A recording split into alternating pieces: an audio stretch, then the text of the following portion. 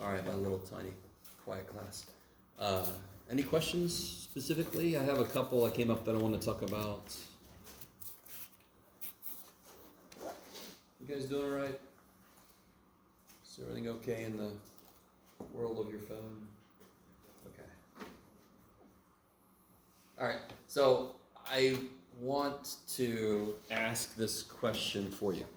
Number 10 it was, right, Denny? So,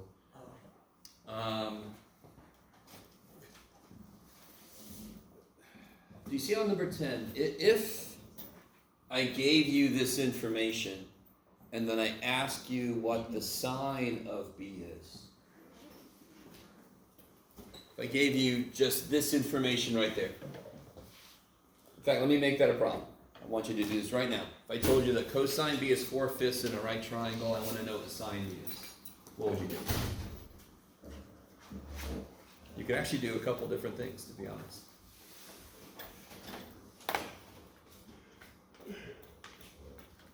So just the first part. If I just tell you cosine B is 4/5, B is in a right triangle, and I want to know what the sine of B is.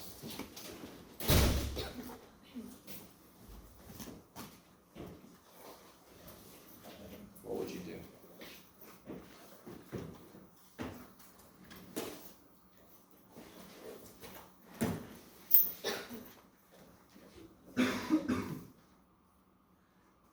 So some people are writing. Can you guys tell me what you're doing? Anybody? I see something good happening. I see two good things happening. I see some people waiting patiently for somebody to say something. What was the question? If I told you just this first part, and I said, that's right triangle, B is in a right triangle, cosine B is 4/5, what's sine B? But that's all I said. Don't worry about the A equals 10. So I here, if I just say, cosine B is 4/5, and I got a right triangle, what's sine of B? Do it again. All right. I like it. So technically you're correct, because remind me, what's cosine? In general, what's cosine? X over R. And what's sine? Y over R. So in one respect, you're completely right. R is at least reduces to 5. I kind of just gave something away there, but it's okay. Right? Okay, now, here's the major problem though.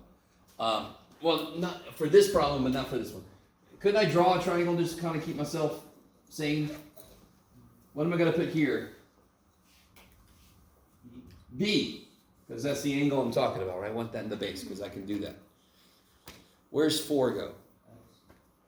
Yes, because it's cosine, right? Where's 5 go? So then all I have to do is I can focus on getting that one side, and now I know what the sine of B is, correct? Now here's the problem. All right, one little thing I want to really address right now, and you're going to see this a lot. If you read the instructions for this, every side we do lowercase letters, and every angle we do uppercase letters. And not surprisingly, if this is angle A, this is side A. We want side A to go with angle A. So A, big ass A is the big mouth, and little a is the stick. So this would be B, yes? What's this?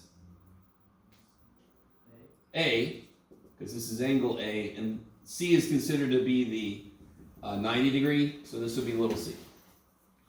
You're going to see a decent number of problems, A, B, C, A, B, C, and you want to draw it correctly. So we use old Greek dude, right, to help us figure out, let's just call C hypotenuse, because that's what that old dude did. Okay.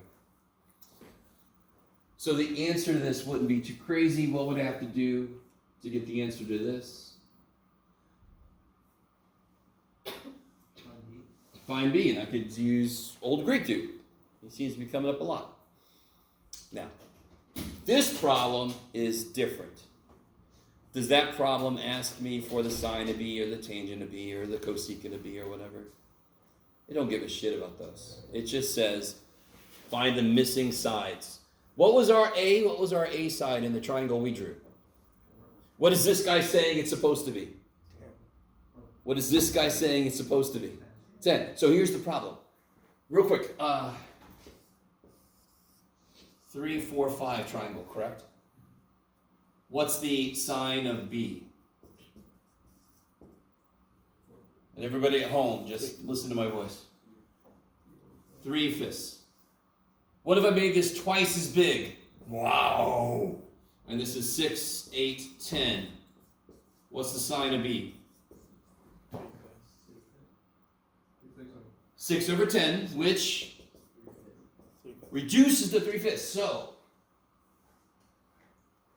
the reason that I can draw a triangle and make it 4 and 5 when it's just asking me for trig values is because the trig values will reduce to be whatever the right thing is. Couldn't this triangle have been 40, 50? Wouldn't this still be true? But they specifically say they want this to be 10. And you're like, oh, fudge, why can't they make it 8? So here's how you do this problem. What is cosine of B if I put it in the base? Just the generic definition. You can tell me already. X over R. And what does that equal? 4/5. Now real quick, what is X in our picture? 10. What is X in our picture? No. 4. Is it X? What is it? A. Okay. Cosine of B. Bless you. And again, what's the first step you should really do on this problem is draw the picture, but don't put any numbers in there. This is B, this is A, this is B, this is A, this is C. So then cosine of B would be A over R, C here. You guys kind of with me? And they tell me that that is equal to 4/5. Let's go ahead and make this C just so it matches. And don't they tell me what A is? So then what can I figure out? If I know what A is, I can solve for C. Isn't that one of the other sides? Won't I have... So then I'll have this side, correct? Now, and I've already got this side. I will have this side, and then how I'm going to get that side? Holy shit, old Greek dude strikes again, right? So I need you to understand this. If I tell you that the tangent of A is 7/11, it did not have to come from a triangle where this is 7 and this is 11. This could have been 14, this could have been 22. This could have been 70, this could have been 110. You guys understand? When they give me information about the output of a trig function, that sucker's been reduced. I have no idea what the shit was there before. That's why this problem is a little more complicated, because it's not just saying, what's the sign of B? We did that one earlier. That was quick. It's saying, what's the lengths of the other sides? And you're like, oh, that's a little more complicated, because this is reduced. I've got to figure out algebraically what all the other stuff is. Okay, maybe. So for this problem, again, working off of this triangle, what is sine of B? Just from the letters. What's sine of B? B over C. And that equals 1/2. And they tell me that A is 20. Now, real quick, is A in this equation? No, but just to help you with this section, what's something else you know? He's come up a lot. He's going to continue to come up a lot. What's something else you know about right triangles? Something else you know about right triangles? Anything you know about right triangles? Huh? Old Greek dude. Holy shit, this guy just won't stop. He's dead. He's haunting us. I know this is true, correct? Yes? So I know A is 20. Do I know B or C? Can you solve this for B? Can you solve this for B? In fact, can you even do better? Can't you cross multiply? Yes? Isn't 2B equal to C? So what do I put here? 20, because that's what A is. What do I put here? 2b. 2b, because that's what C is. And then what's the only variable in my equation then? Frickin' B. So I can solve for B, yes? So the point of the problem is, get the side links. The side links are all the lowercase letters, yes? So I need you to understand, these are not obvious. This was not obvious. But this is a good question to ask. I talked about everything you need to know to be able to do this kind of problem. It's just hard from your perspective to put all that shit together. So that's why I'm happy somebody asked about this section. Because you need to see it kind of like, how do I put that shit together? It's going to take more algebra than you thought. Because there's more stuff we don't know, and that's where algebra goes, oh, that's me. If you don't know shit, that's me. Okay, you guys look very excited. So all it really is, again, what's this? What's tangent of A? Now I can draw now watch what I can do for myself. I can redraw my triangle. So A is in the base. So what's tangent of A? A over B. So right here I can put A over B equals 5/12, and they tell me what B is, yes? And then I can solve for A. You guys start to see how this goes. If I get one where I'm like, shit, I don't know either of these dudes. All right. You can still use the Pythagorean theorem. You still have a relationship between everything. Okay, maybe. Does that help at least give you an idea how to attack these kind of problems? When you first, not at all? Can you do 14? Sure, sort of. I don't want to do, those are the only two I signed, is it? I don't remember. Did I sign 14? Or are you just asking about 14? About 14, because there's a radical on the bottom. Oh, yeah. The funny thing is, of course I would say this, but who cares? What sign of all of them? What sign of B? Yeah, B over C. Is that cool? Because sine is the y piece over the hypotenuse, yes? B over C equals 1 over rad 3. And they tell me A, so it's going to be like one of these, yes? Yeah, they're plus. What do I put here? 2. What do I do here? Cross multiply, yeah. B squared to 3 equals C. So what do I put here? B squared to 3. And the great thing is I'm squaring the damn thing, so the square root goes away, right? Now listen, why do I do that shit? This original equation had how many letters? Frickin' 3. We can't do shit with that. And then I go, okay, they told me one thing. Frickin' 2 letters. I still can't do shit with that. Oh, wait a minute. If I plug this in, how many letters will I have in my equation then? 1. I can solve for that shit, yes? The whole thing about algebra is, if you just get all your variables down to a single variable in your whole equation, there's the same letter everywhere, you have a chance to solve for that letter, yes? If I have 2 letters, screw that shit. What's B? 7 plus A? Well, what the shit's that? I don't know. So I have to have just one thing left I don't know, yes? Okay, maybe. Is that better? I appreciate the honesty. He's like, no, try again, math boy. So you've got 2 things you know. Trig definitions, sine is y over r, blah, blah, blah. Pythagorean theorem. Together, they will help you solve these things.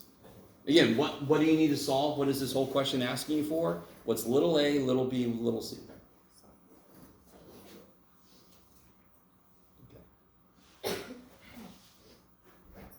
Okay. Anything else from homework? And when I asked that question, that could include, could you talk about another problem like this? That could be the potential, yes? I don't know if I just make people feel like I don't want you to ask. Okay, all right. Nothing else. Anything else? Nothing else? Is homework going okay? You guys doing all right? Don't ask me that. Don't look at me. Okay, I'm sorry. All right. Okay, I'm going to leave that up there for a minute. Another thing I want to talk about, I might as well switch to, nah, screw it. There's a really good question. Let me. Somebody got what they want from up here? And there really is no other questions on this. Okay, I'm going to erase this.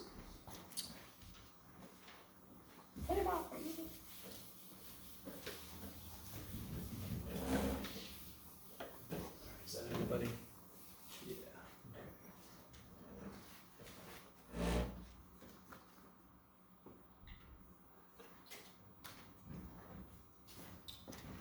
Somebody had a really good question that I've sort of been waiting for. At one point I thought about talking about it, but so remind me, if I'm in a circle and I've got a radius of 11 inches and an angle of 20 degrees, how do you get the arc length? Which of course we use the letter S. What other letter would you use for arc length? That's just silly. Please understand being sarcastic. There's some letter, probably in French, that relates to. A word, I should say. What's the formula for arc length again? It's a little tiny formula. Radius times angle? Yeah, r theta. Now, a couple layers to this. Does anyone remember why I can't just start plugging shit in? Don't we know r? Don't I know theta? Yeah, it's got to be radians, because what's better about radians? Actual physical measurement. So on the side here, how do I convert this to radians?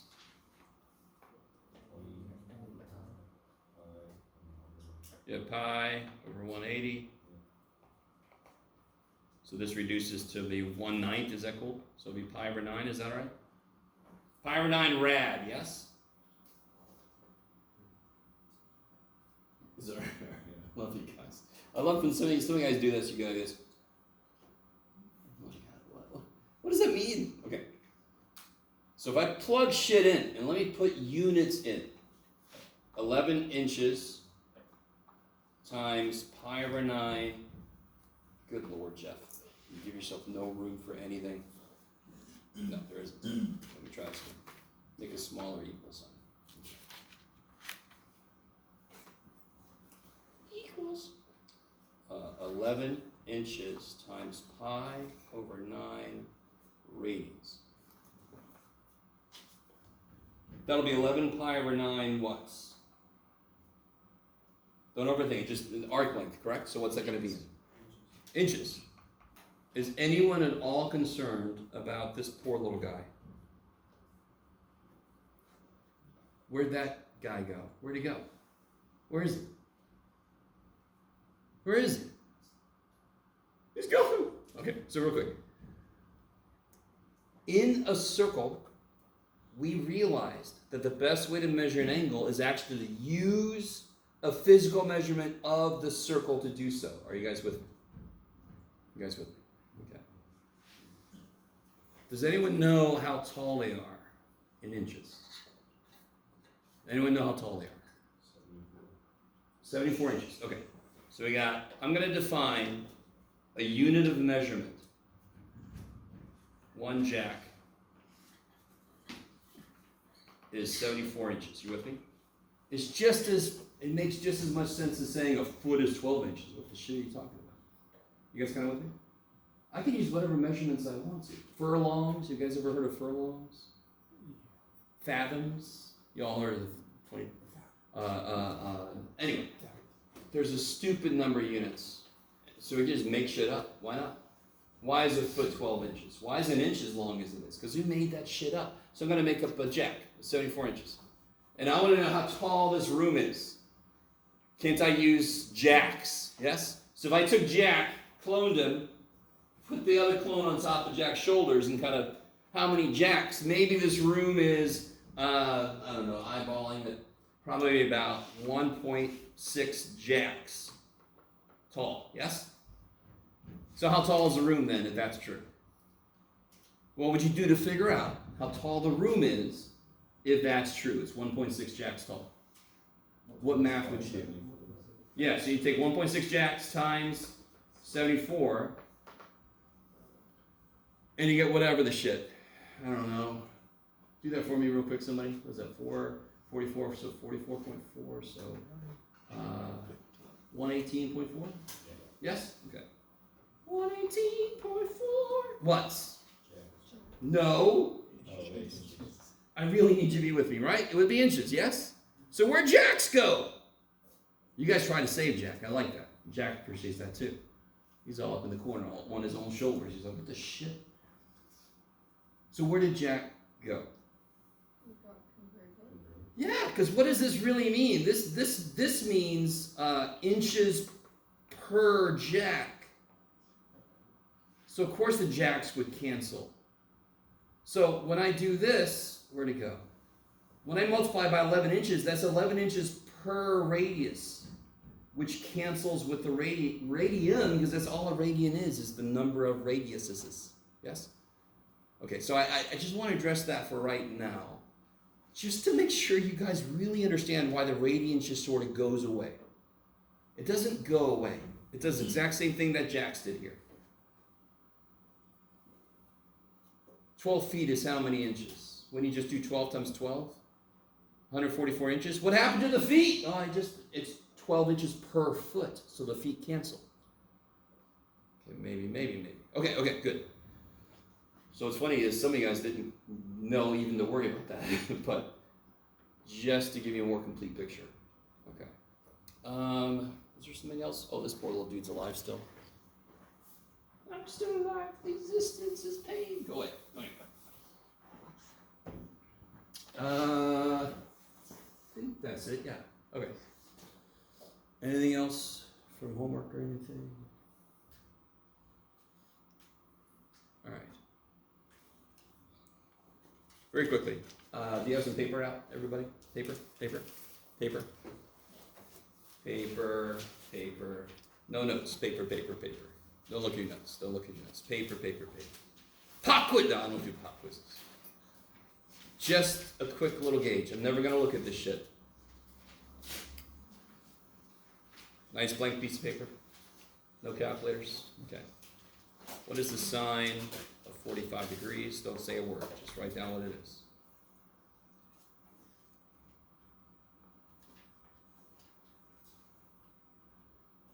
Okay. What is the cosine of 30 degrees?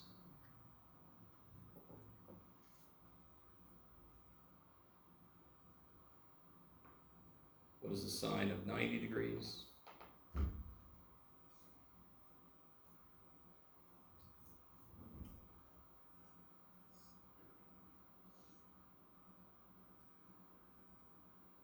Okay. What is the tangent of 0 degrees?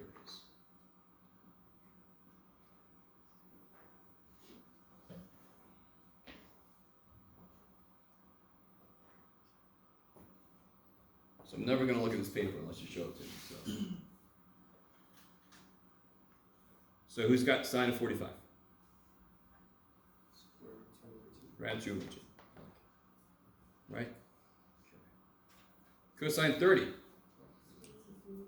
Square root of 3 over 2. So what everybody got?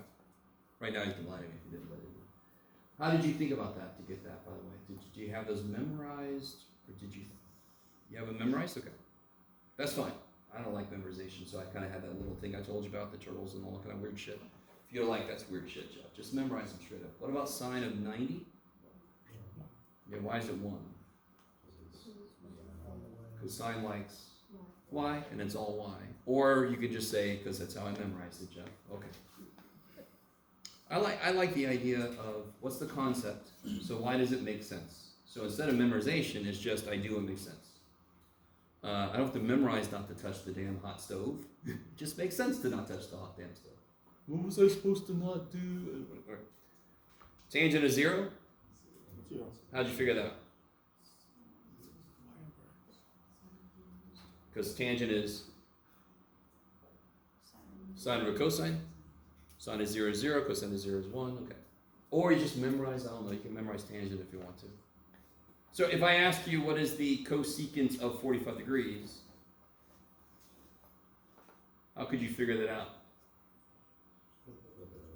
Yeah, flip this. Now, of course, you'd have to rationalize it. Or you can remember that that was 1 over rad 2 at first, so the cosecant would just be rad 2. It's up to you.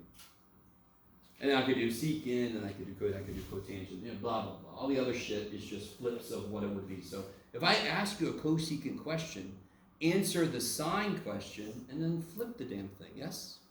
Don't memorize a damn thing to do with cosecant except, you know, its definition. You guys all with me? This stuff you gotta have. You have to have this kind of stuff. And then, of course, the next level would be, if I put it in the second, third, fourth quadrant, you just get the reference angle, and then you have that shit memorized, and you're good. Yeah? Can anyone tell me anything about the sine of 11 pi over 13?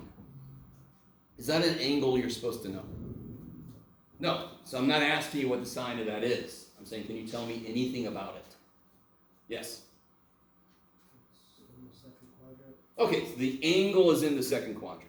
Now, can you use that information to tell me anything about sine? Anything. Don't get too technical. Just, it's in the second quadrant, so what must be true about sine? It must be positive, because the second quadrant's where y is still positive, yes?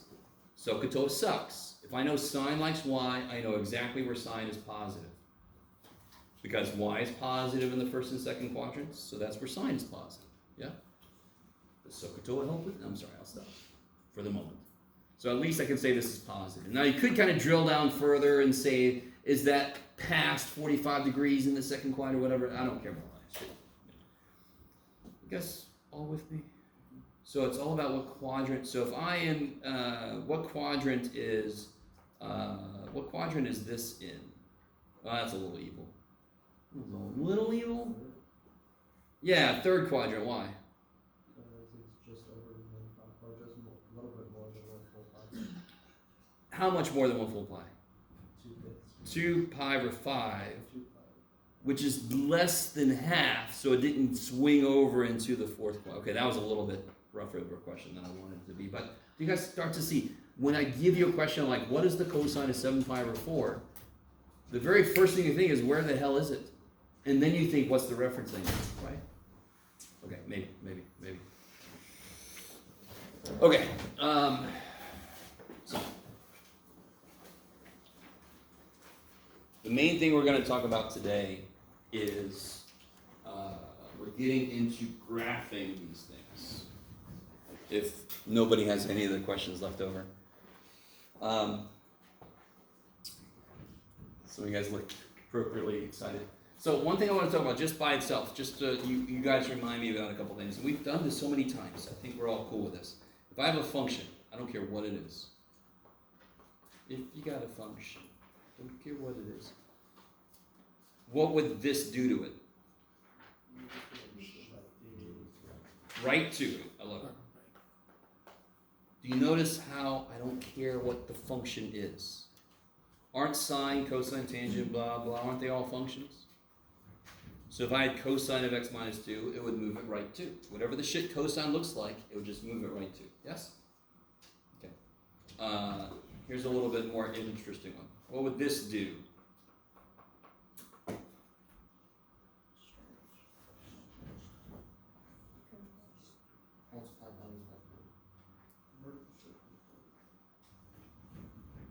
So a vertical stretch of 4 would be this. Y'all agree vertical's up and down? Vertical's up and down. If it's outside, it's up and down. Why did you say right to when it's a freaking minus? Are you guys crazy? Don't take that wrong. That was the right answer. Why did you say right to when it's a minus 2 inside? Because when it's inside, it has to do the opposite. So what does this do? Is it inside? With the x, left and right. That's a 4 times, so what's it actually do? Smooshes it by a factor of 4. 1/4 of what it used to be, yes? Poor little guy. You guys with me? So a horizontal compression of 1/4. If you want to be really horizontal, too many freaking letters, compression of 1/4. That's what that says. Okay. So this is going to come into play. So we're going to start today with just talking about what's the basic look of the graphs of sine and cosine. Eventually we're going to talk about all 6, but let's just start with sine and cosine. And then we're going to talk about what if I have sine of 2x? What does that do visually? The really cool thing, I know most of you guys would know what sine and cosine look like. What do they look like? Give me a rough thing in the air. Well, I like it. It's what you do when I was a little kid sitting at the, we were driving, I had my hand out going, wee, wee. You gotta lose your arm. Oh. All right, hereditary, you could lose more. So, in order to graph a function for the first time that we don't necessarily, we kind of have an idea what it looks like. Right, it looks like a few loops of the Loch Ness Monster, yes. He's out there, I know. Truth is out. I want to make a table of values. That's what we always do. Whenever we have a function, we want to know what the hell it looks like. So let's do this one starting at 0, just because we're silly. So let's graph sine x. So now you see why I did the whole thing earlier. You need to know these. So what is the sine of 0? Yeah, my little sine turtle is very scared at 0 because it likes y, and there's no y on the x-axis. So, okay. What about pi over 4? What's the sine of pi over 4? Rad 2 over 2. Now, rad 2 is about 1.4, so when I divide it into 2, I get about 0.7. Is that all right? So we're going to do this by hand, so let me make it a nice decimal. If I ask you to graph rad 2 over 2, plot that point. What the shit? 0.7, I can estimate that, yes? What about pi over 2? 1. What about 3 pi over 4? By the way, do you guys see how I'm stepping by pi over 4 just to kind of make this hit the highlights? Pi over 4, 2 pi over 4, 3 pi over 4, yes? So real quick, if you think about unit circle kind of stuff, the sine of pi over 4 and the sine of 3 pi over 4 should be same. No. Rad 2 over 2, yes.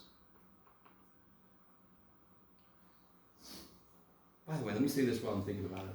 What is 180 divided by 4? Cut 180 in half.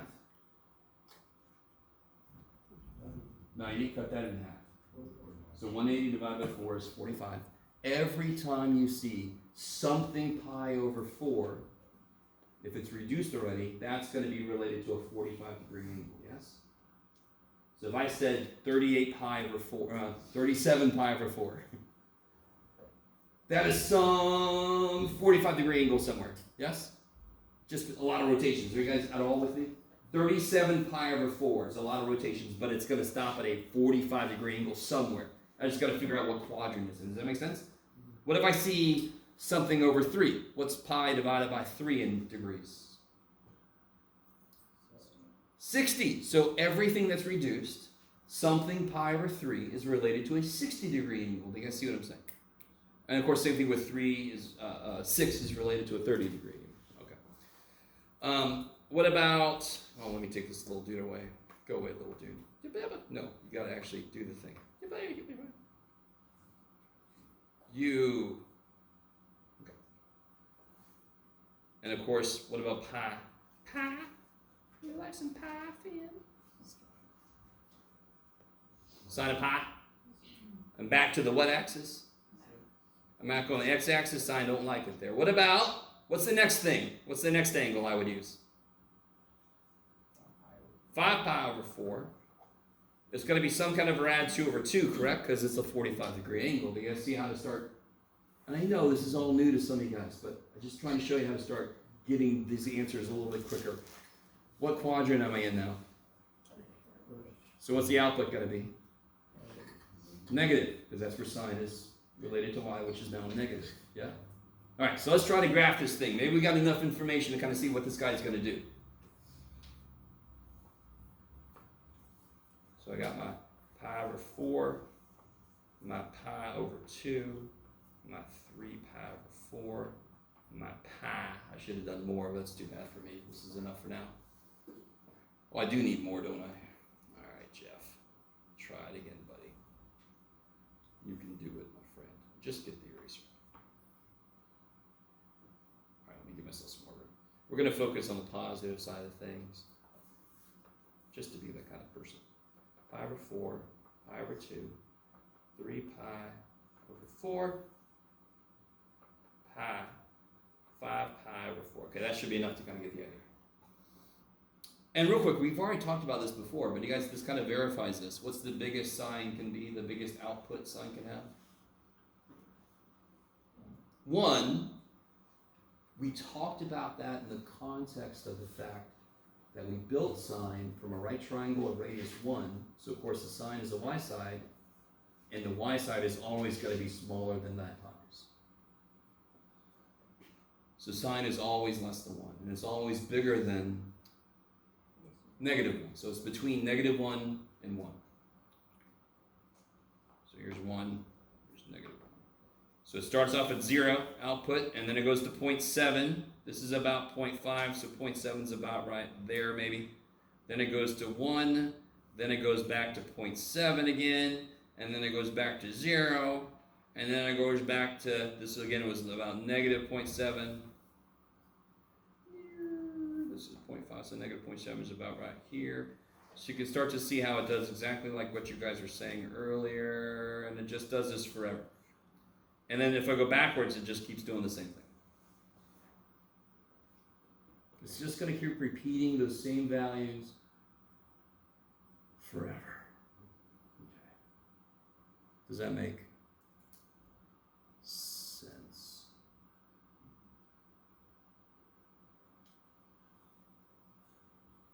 Okay. So just to give a more kind of more general kind of picture. So if I have pi over 2, pi, 3 pi over 2, 2 pi. So we already did some of these.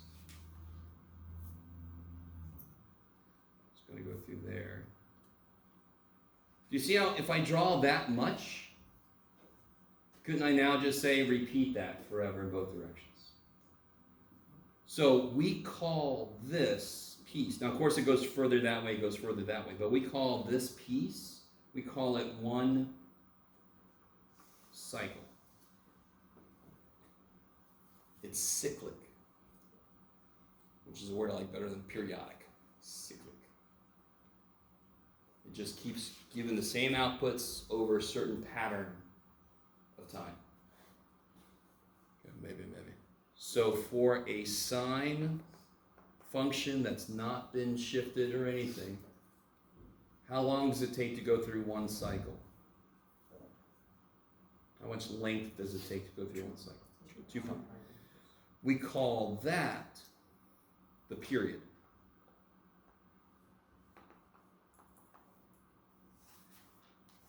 So the definition of period is the amount of time it takes to go through one cycle.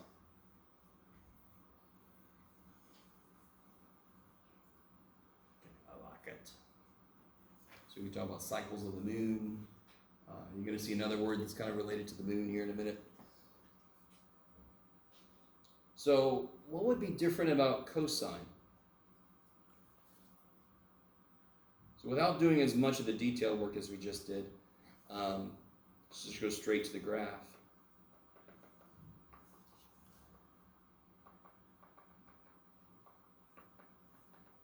What's pi of 0? I'm sorry, what did I just say? Pi of 0. What's cosine of 0? 1.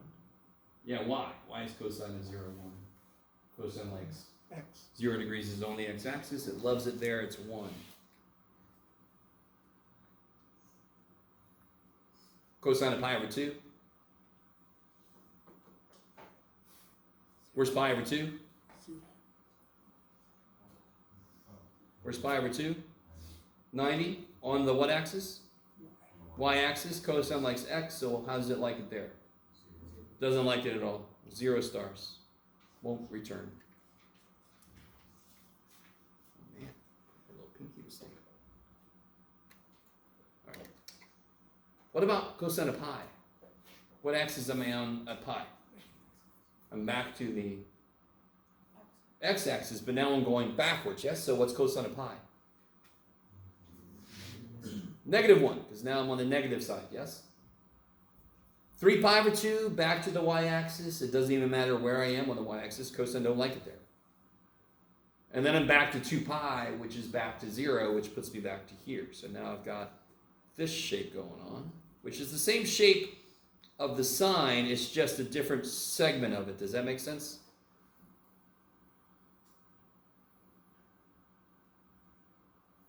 To be really honest, if I keep going this way, I always think about this piece here because it looks like an octopus, yeah? A little octopus with all of its legs together on both sides. If you don't like that, then don't think about it that way. So what is different? Let me overlap the two. What is different about the sine function? Be a little bit precise here. And the cosine function. How do they relate to each other?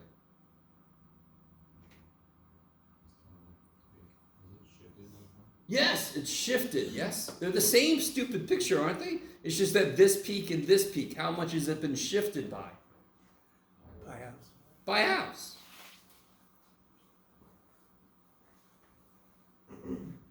Now, the way we normally show this, just because we're weird-ass math people, and we didn't let anybody else in on our meetings, which is why a lot of math is weird as shit.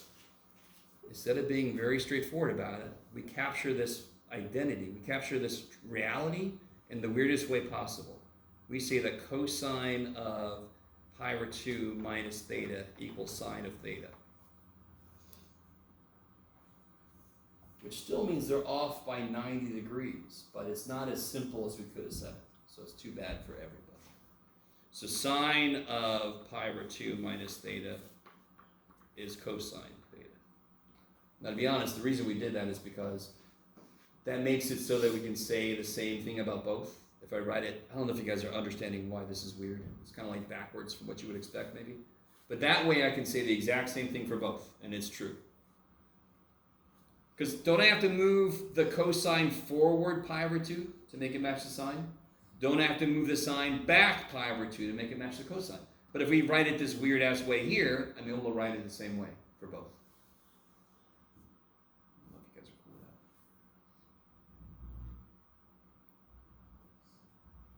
that. Whatever, Jeff. Okay. All right, so that's the basic sine and cosine graph. So if I ask you just to make a rough sketch of sine x, what main points would you use to capture one cycle? What would you put here on the, how many tick marks do I need to capture one cycle? 4.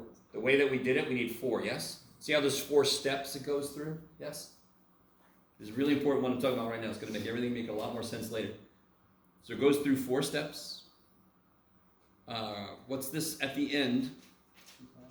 Yeah, this is 2 pi, right? Because that's how long it takes for it to go through a whole cycle, correct? Now listen. I'm going to get this a little different. So if I know it ends at 2 pi, what's right in the middle? Pi. And what's right at the beginning here? Pi over 2. Good, because if I take 4 steps and I end up at 2 pi, how big was each step? 2 pi divided by 4, yes? Does that make sense? If I want to know how big each, I'm overanalyzing this thing for a reason. We're about to move this shit around. And it becomes so much easier if I think about it like this. If I know the period, I can just cut that in force and see how big each step is. I didn't just draw a sign, by the way. How big each step is that I take, yes? Let me erase that before it gets all weird. Okay, that was the Loch Ness Monster. For sine, it starts at 0. For cosine, it starts at 1, yes? That's the main thing. And then it kind of goes from there. Okay, I like it. So, let's do this. What about, let's do one of the most basic, well, I'm sorry if you didn't get that, but I didn't do anything really. I should do something. We've already done this, but okay. So what about if I had a function like this?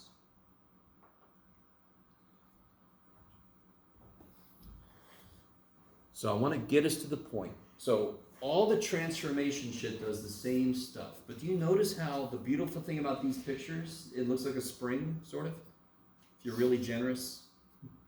So when I compress it, it literally is like compressing a spring. Have you guys ever held a slinky before? Right, you stretch it out and then you push it back in, right? So you guys kind of with me? Every slinky I ever had, by the way, it immediately got tangled in the first week. It was like, no. Okay. Give me another one. No. Damn it. Grow. So what's going to happen here? Remind me. No matter what the function is, what will that do to it? Compresses it. Yes? What will that change fundamentally that I identified and gave a word to that's really important about sine and cosine and all the trig functions, really? Period. The period. So the period starts off as 2 pi, correct? If I'm going to smush this thing like an accordion, what will the period be now? Does that make sense? Because how much am I going to smush it by a factor of 2? So how do I always figure out? What if I have sine of kx? What would the new period be? No. What was the new period here? 2 pi over k. Yeah, the new period here was 2 pi over 2, which is pi. So in general, whatever the shit multiplier on my x is, I'm going to divide 2 pi by it for sine and cosine. Whatever the current period would be, before anything got changed, I divide that by k. The book calls this b. I'm not going to be able to do that because k is deep in my blood. So I'm sorry. I'm going to call it k. It's just I can't stop. Because that's what it's supposed to be, damn book. It's a free book, so give it a break. All right, so let me give myself a little more room. I got a lot of shit going on there. So I just want to look at sine of 2x. So we identified the new period is pi. How big will my steps be? How many steps do I take to get through a cycle? 4 steps. I've just smushed it, correct? So now all my steps are going to be smaller than they used to be, yes? So how big will all my steps be? I take the period and divide by 4, because I'm going to take 4 freaking steps. And there you go. Every step is going to be pi over 4. Have I moved it left and right at all? The only damn thing I did was shrink it. Yes? So I haven't moved it left and right. Is that cool? So I'm still going to start at 0. And I should end where? Pi. Okay. Now, you guys all know it's going to get much more complicated than just 2x. Yes? But these 4 things, if I can figure out each one of these things, graphing these becomes stupid easy. So what does sine do at each of its steps? It starts where? Cosine starts somewhere, sine starts somewhere. Where does sine start at 0? It starts at 0. Yeah. Cosine would start at 1. Okay, good. So I know the first step it's going to start at 0. So what am I going to put on my axis here? We just identified it. What do I step by? So this is pi over 4. 2 pi over 4, which is pi over 2. Is that cool? So pi over 4, 2 pi over 4, 3 pi over 4, 4 pi over 4, which is pi. You guys see that? So when you do the steps, what's really nice is you can verify you did it correctly because you should end where the period tells you should end at, yes? So there's a lot of checks and balances. Okay. So sine starts at 0. What's it do at the first step? Always. Its first step it attains its... You do it. So what did sine do? I know this is still relatively new. What does sine do when it takes 1 step? Where does it end up? 1. Then it goes to 0. Then it goes to -1. Then it goes to 0. And we're done. Just do this. There you go. Yes? I thought it goes to 0.7 at 5 and 4.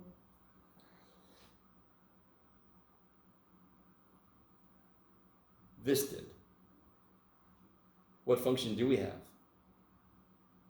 7. Different function, yes? So when I plug, now real quick, just to check this, you ready? You can always check when you graph something. Just pick a point. So you saw, so Laura, you did beautiful. Laura's like, wait, pi over 4 doesn't go where I thought it should. Well, you can check. If I plug a pi over 4 in, what do I do to figure that out? Yeah, what's 2 times pi over 4? Pi over 2. What's sine of pi over 2? 1. So it goes right where it's supposed to. I like it. So when you start shifting shit, you got to let go of the original outputs. But the shape, it should still do the same things at the same beats. It's sort of like if any of you are musicians, if you up the tempo, you're going to hit the same beats just quicker than you would have normally. Same idea is happening. In fact, this is freaking frequency of sound, so it's even more of an analogy than I thought. Okay. Maybe. Okay. So let's do one a little bit freakier. And I'll start talking about some things you can do to make this easier. So what? Let's just stick with sine for now. Let's make cosine. Whatever. We'll do cosine. Cosine of,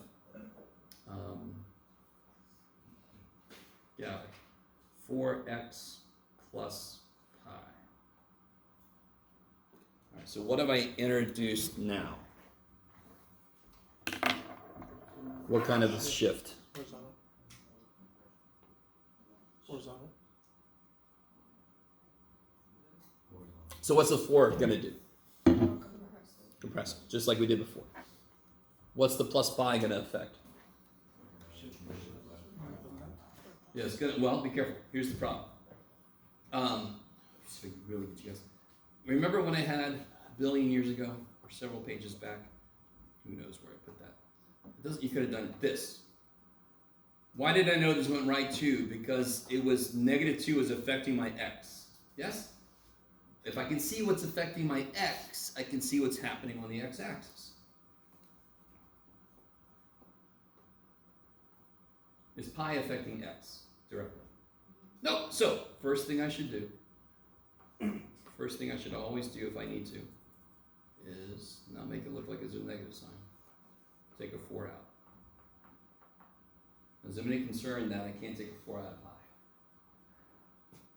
But when I take something out, what am I doing? What operation? If I put something in, that's multiplication. So if I take something out, dividing. So what's here? Pi over 4. I need you to see how that is true. Now you can see exactly what's happening to my inputs. So let me do this one step at a time. So that should be the very first thing you do is to factor inside, if you can, if you need to. Can we start with what the new period's going to be? You guys cool with me just calling it NP? If you're not, too bad. I should have just said get used to it. What's the new period? What's the period of cosine in the first place? What's the period of cosine in the first place? 2 pi. For sine and cosine, it takes 2 pi to get through its whole cycle. And what's the k value? Right, so that's how much it's going to be compressed by. So what's the new period?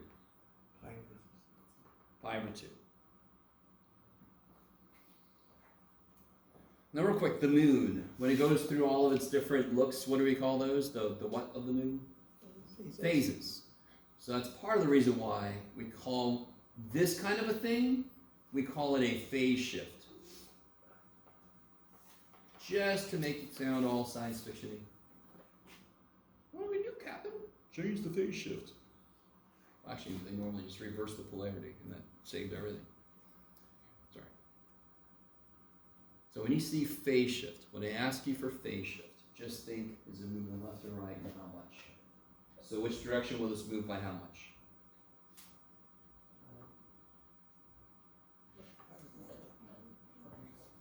By pi over 4, which way? Left. So left, pi over 4. That's a beautiful answer if I ask you what the phase shift is.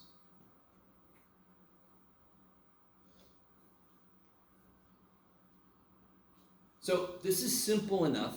I'm going to show you the direct route to do this. Then I'm going to give you a handout on which is a more complicated problem that I'll show you a beautiful thing you can do all the damn time. That'll make it easy if it's easy or hard. But let's just try to do this directly. So I've got to move left pi over 4, correct? Actually, one thing I almost forgot. How big are my steps? How do I always figure out my step? How many steps do we take to get through a cycle of sine and cosine? 4. And how long do we have to do it for this guy? Pi over 2. So how big is each step? Pi over 2 divided by 4, which is? Pi over 8. Pi over 8.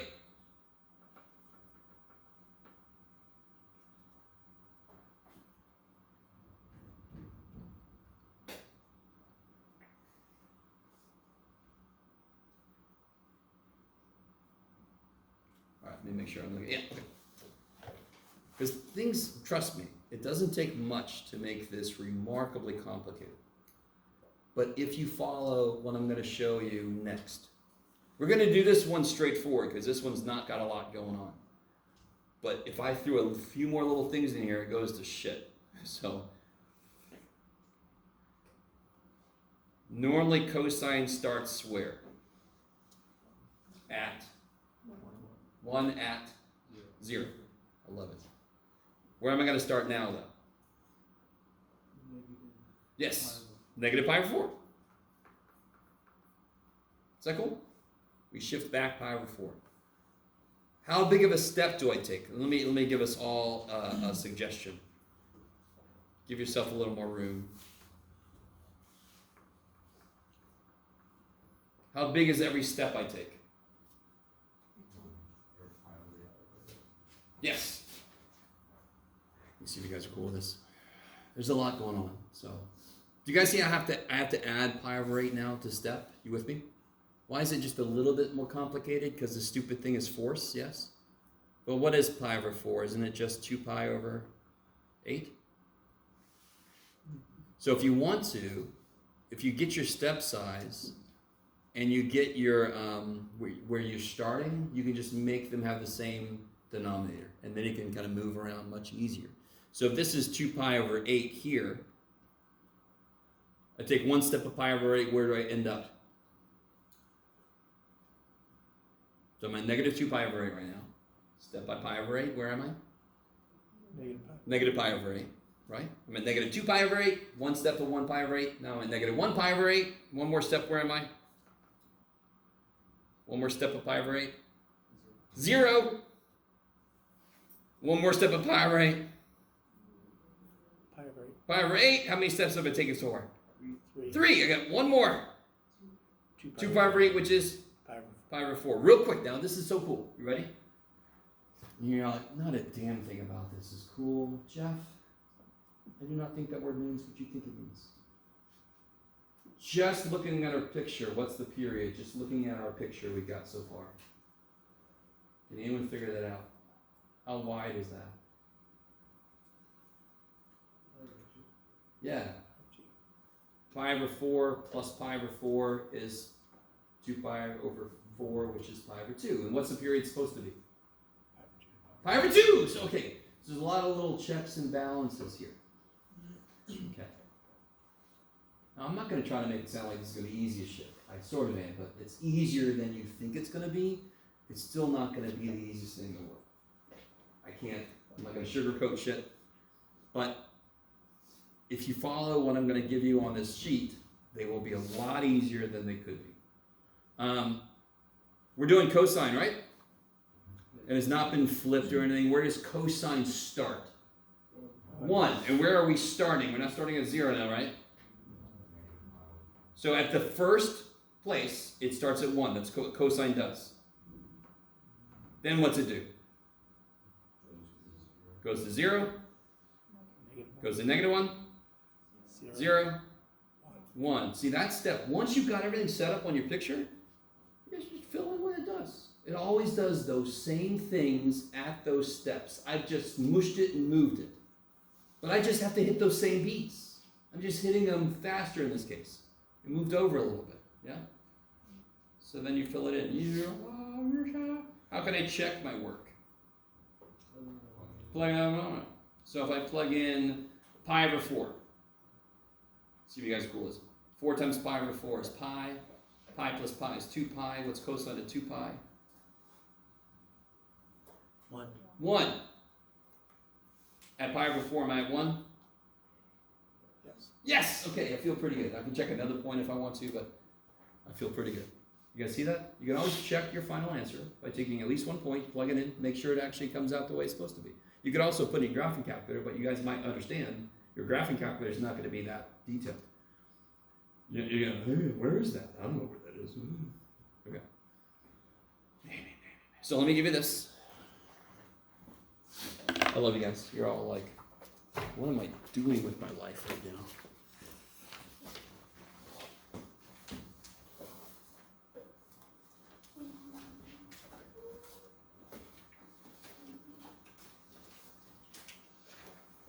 Anytime.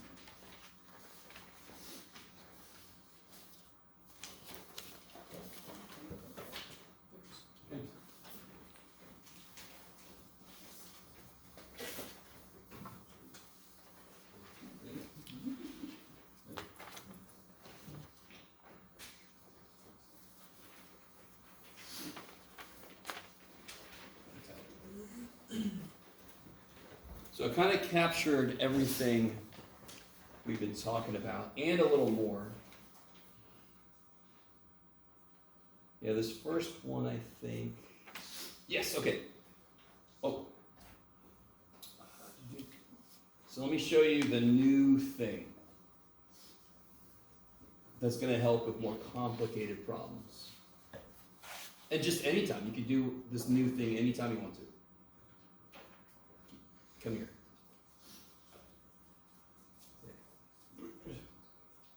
Poor little guy. Okay. So up here I've got, we haven't talked about amplitude yet, but obviously if I have a 2 sitting out front, sine normally goes from 1 to -1. Now it would go from 2 to -2, -2 to 2, right? Amplitude is measured from the midline. What's the midline always, if I haven't shifted it up or down? 0. Y equals 0, yes. So obviously if there's a plus something at the end, that's the thing I'm going to do at the end. Because the last thing I would do is just move the whole dang thing up. So here's all the stuff we did. This is just a little more general. You don't have to memorize this stupid shit. You just factor the inside, and whatever ends up here, that's how much I'm going to move it by. Is that? So one thing students kind of do sometimes is you memorize the weirdest little thing. Don't memorize B over K. That's bullshit. This is just showing you what you will do. Factor the inside, and then whatever this is how much it's going to shift. Now, the new thing is this. For a normal sine function, what is the input where it starts, where we consider it to start? This is a weird way to say this. Where do we know? Sine starts at what? Cosine starts at what? Sine starts at 0. Cosine starts at? And what are those both referencing? At what point? What x? 0. Okay. When the inside is 0, that's when it starts. When the inside is 2 pi, that's when it ends. So let me do this right now. I should have done this way, but you know. I don't know what I'm doing. So just to kind of give you an example. Is there enough room to do this? No. Do I need all this stuff anymore? No. Go away. I just want my function. Go away. Stop. Get away. I mean, you did a great job, but just go away. Blah, blah, blah, blah, blah. Okay, now, just stay with me. If I take this, stop going, and I say, okay, well, I need you to understand this. This is not necessary, but my God, it makes things so much nicer. What did I just say? When the input is what? That's what gets things started. That's when we normally start our cycle. 0. So when I make the inside 0, could you guys solve that for x? Subtract pi.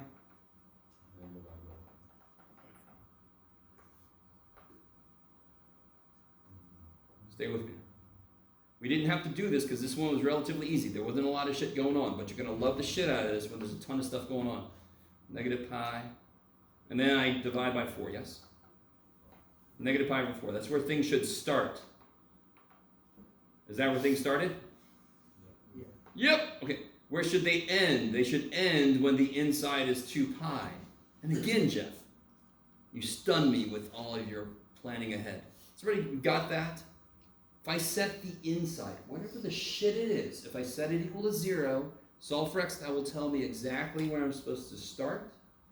And if I take the inside and I set it equal to 2 pi and solve, that'll tell me where I'm supposed to end. So let's see what we get. This step is unnecessary. But when things get more complicated, dear God, this is a really cool thing to do. So how do you solve this for pi, for x? Subtract pi. Then divide by 4. So I should end at pi over 4. Pen, what are you doing? Did we end at pi over 4? Holy shit! Okay. So we could have done that first, and that would have been another check and balance. So as we did our steps, we made sure, just a bunch of checks and balances. So do you see how this is unnecessary? Especially when the problem is this simple. But is it good to know? Yeah. So coming back to this worksheet. I was curious how you guys feel about this stuff.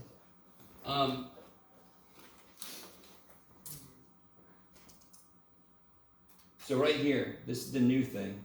I set the inside, the unfactored inside. I set it equal to 0, and I got 1/2, and I set it equal to 2 pi, and I got 3/2. Now, going back. When I figured out the new period, what's k in this thing? 2 pi. So it would be 2 pi divided by 2 pi, so I got a period of 1, correct? Did I not put step size down here? Let's put step size on here. What would the step size be? How many steps do we take to get through the cycle? 4. So it'll be 1/4. Is that cool? And the phase shift is 1/2 to the right, correct? If I look at this, that's 1/2 to the right, yes? Okay. So of course my beginning should be at 1/2 because I normally start at 0, and I just said the phase shift is 1/2 to the right. So you see how this is unnecessary? It's just kind of confirmation. And does it make sense that I end at 3/2? What was my period again? 1. I start at 1/2 plus 1 is 3/2. So the fact that I end at 3/2 makes sense. Again, it's kind of weird for math teacher to keep saying this. This is unnecessary. But if I'm you and I haven't done this shit ever or much, I'm doing that. So now I know where to start. I started at 1/2. Now, of course, I computer generated this because I'm a lazy, good for nothing shit. But I started at 1/2. I step by, where do you go? 1/4. 0.25, 0.25, 0.25, 0.25. You see that? Okay. Real quick. What's true about this stuff on the x-axis normally? Aren't they all like pi over 2, pi over 4? But do you see how, since my k multiplier had a pi in it, I end up with these not whole numbers, but like normal freaking number points on my axis? Very strange. Okay. Maybe. Now, real quick, what is this all about? That goes way higher than I'm used to. Because what's the amplitude of this? 5. Okay, so that goes up to 5. And of course, it goes down to negative 5. So okay. It is kind of bad. There's a lot of like moving parts to it. But if you remember the steps, all the work is here. Once you've done this work, actually putting it on the graph is relatively easy. Yes? What happens if it's like a negative sign or a negative? Oh, yeah. So what would happen if there was a negative in front? What would change on this picture? It would just flip it. Yeah, now it looks like you've got this thing going, right? Yeah, yes. Oh, sure. It's how many steps do we always take to get through a whole cycle? 4. So whatever the period is, that's how far I got to go, and I'm going to take 4 steps, so then if I divide, I can see how big each step has to be. So if I'm going to take 4 steps, and I want to get to that wall, it ain't going to happen, unless I do some jumping shit. So if I want to get to that wall, and that wall is about 30 feet away from me, I can figure out how big each step has to be, 30 divided by 4, right? And then I go, maybe I'll take a few more steps. Does that make sense? Good. So I want that to make physical sense. It's literally steps. Yeah. So, let's see.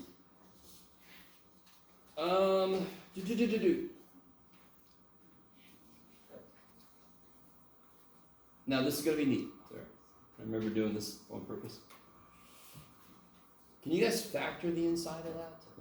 That's basically what you always do first, is you factor the inside, if you can.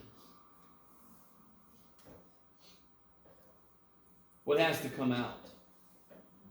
1/2, because I want the x by itself.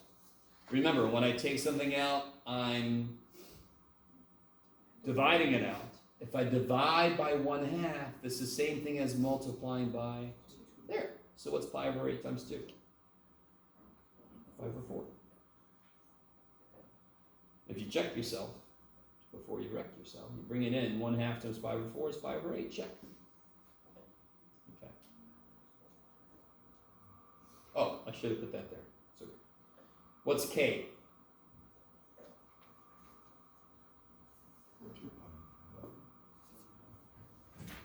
1/2. It's always the multiplier of x. That's what it is.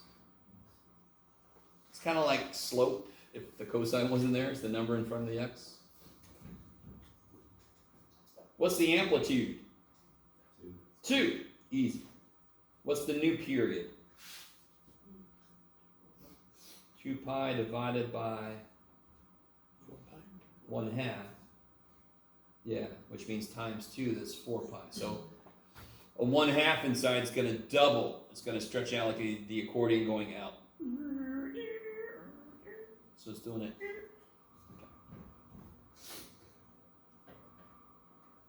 What's my, and no, just to let you know, if I give you this on a quiz or a test, there'll be part A, part B, part C. I mean, you know what I mean?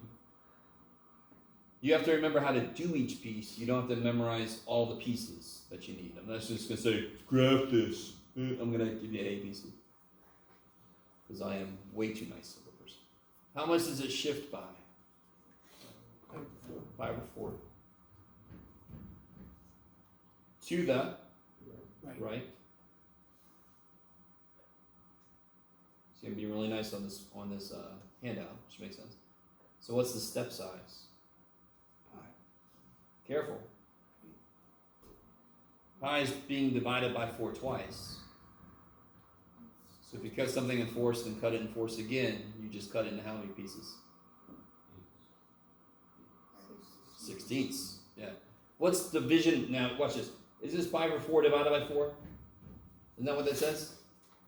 5 over 4 divided by 4, yes? And how do you divide by 4? You multiply by...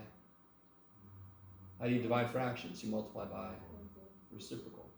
So of course you get 5 over 16. If you're dividing, more dividing won't kill the dividing.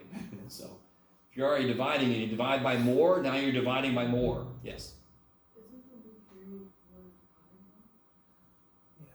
I'm sorry, where'd it go?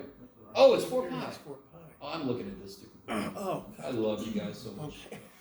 I love me even more. Let's try this again. So the new period is 4 pi.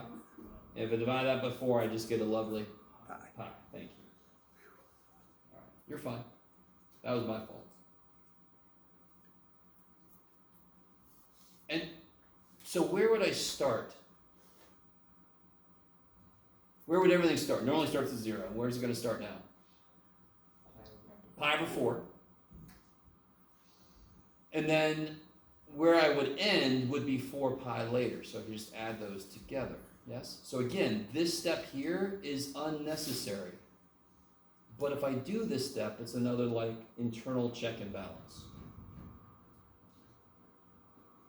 So if I solve this for x, I should get pi over 4 if I solve this for x. We already know that, yes? You just told me that. So if I add over pi over 8, and then I multiply by 2, I'll get pi over 4, which is exactly what we thought it should be. But it just verifies that. This one's going to be even better. One thing you can do for yourself, do you guys see all these fractions? Do you like them? I can multiply by 8, because that'll kill all the fractions. And then that becomes a little bit easier to look at. So I get 17 pi over 4.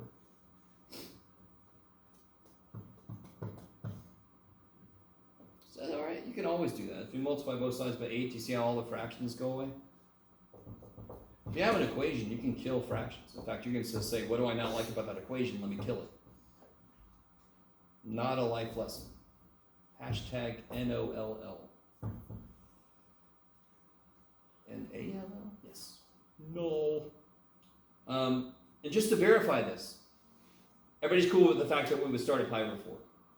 If I add 4 pi to it, what's pi over 4 plus 4 pi? That would be pi over 4 plus 16 pi over 4, yes?